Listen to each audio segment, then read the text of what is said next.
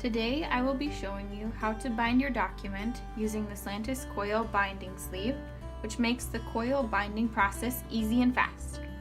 I will also show you how to use the coil Crimper Plier to finalize your document. To begin, here's what you will need: your pre-punched document,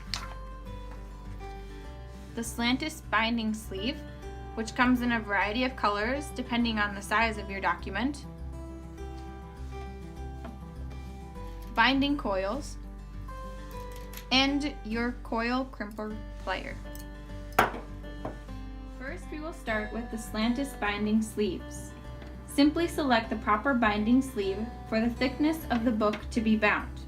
Remember, the color of the sleeve depends on the thickness of your document. Next, slide the pre-punched unbound book into the sleeve with the binding edges up.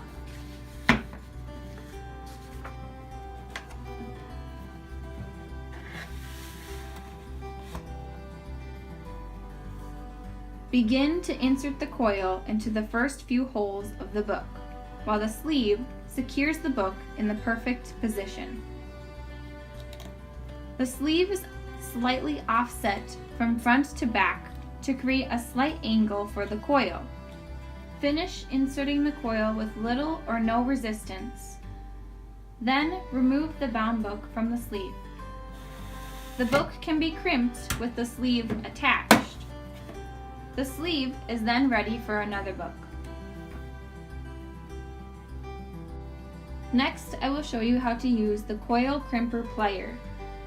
Coil binding is a great way to bind your documents and make them look professional. Crimping the coil entails trimming the ends of the coil and turning the ends in so the coil won't spin out of your book. Doing this can be tricky, so here are a few tips that can make it easier. Your crimpers will have a dot on one side, often red. You need to make sure that the dot is always facing up. If you try using them and the dot is facing down, you'll cut the coil and not crimp it. Hold your book so that it is parallel to the floor and ensure that the coil is facing you. Place the plier in the middle of the coil binding you wish to cut and crimp. Begin by crimping the right side of the coil as close to the edge of your document as possible. You should give the crimper an additional squeeze to ensure that the coil is completely bent over and positioned inward. For the best look, spin the coil back towards the hole and then flip the document over.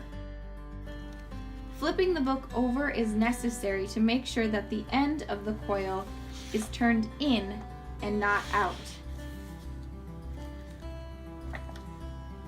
Now you can crimp the other end of your document by placing the crimp as close to the edge of your document as possible. Give the crimpers an additional squeeze to ensure that the coil is completely bent over and positioned inward. Now you have a beautifully bound document or book. This video is brought to you by Popp Binding and Laminating. Thanks for watching.